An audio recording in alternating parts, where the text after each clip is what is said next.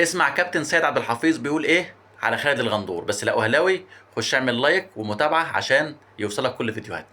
اخوان الفينا هو لعيب كويس جدا، واحد ضد واحد هايل جدا وعنده سرعات لا يعني في كده من خالد يعني الغندور. من خالد غندور. هو مش دمه تقيل زي خالد، بس يعني الاثنين لا يعني بقول الفيديو ايه بيقول اخوان الفينا شبه خالد الغندور. حد قال له خالد الغندور، طارق السيد تقريبا، فقال له بس هو دمه مش تقيل زي خالد.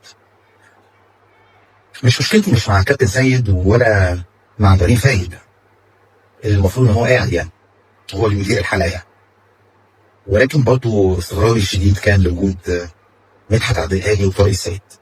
محمود فتح الله ما ضحكش، ورغم ان محمود فتح الله ما عجبنيش كلاعب كوره من زمان، او كان ما طلع مدحت في جيل محمد صبري او بعديها طلع طارق السيد يعني، وعشروني سنوات طويله سواء ككابتن الفرقه، وعارفين مين هو خالد غندور ودمي تقيل ولا دمي خفيف، وعارفين كل حاجه.